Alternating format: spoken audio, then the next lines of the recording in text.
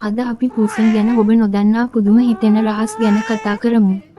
ඔබේ ගෙදර ඉන්න පූසා එකපාරටම පාළු බිත්තියක් දිහා බලාගෙන කවුරු හරි ඉන්නවා වගේ එක එල්ලේ ඇස් ලොකු කරන් ඉන්නවා ඔබ දැකලා තියෙනවද?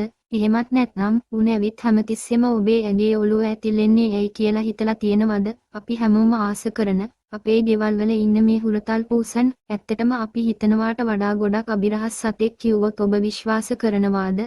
අද අපි මේ වීඩියෝ එකෙන් කතා කරන්නේ පූසන් ගැන විද්‍යාඥයන් පවා පුදුම කරපු ඔබ මෙතෙක් නොදන්නා රහස් කිහිපයක් ගැනයි.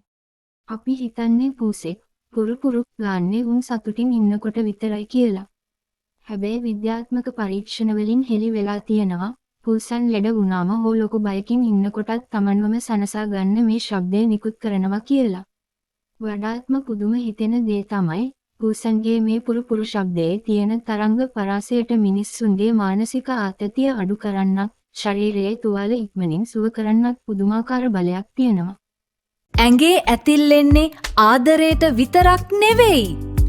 ඔබේ පූසා ඇවිත් එයාගේ මූණ ඔබේ ඇඟේ ඇතිල්ලුවොත් ඒකෙන් අදහස් වෙන්නේ එයා ඔබට ආදරෙයි කියන විතරක්ම නෙවෙයි. පූසන්ගේ කම්මුල් සහ ඔළුව අවට විශේෂ සුවඳ ග්‍රන්ථි පිහිටි තවරලා මේ සුවඳ ඔබේ ඇඟේ තාරයා කියලා ලෝකෙටම ලකුණු කරගන්නයි. ඒ කියන්නේ ඔයා දැන් ඒ පූසාගේ අයිතියක්. හැමතිස්සෙම කකුල් හතරෙන් බිමට පනින්නේ කොහොමද? පූසෙක් කොච්චර උඩක ඉඳන් වැටුණත් හැමතිස්සෙම කකුල් හතරෙන් බිමට පතිත වෙන්නේ කොහොමද කියලා කවදාවත් හිතුණද?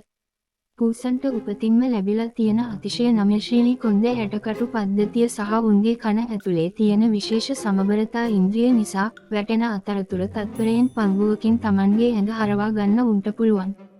පූස්නාසයේ ඇඟිලි සලකුණ.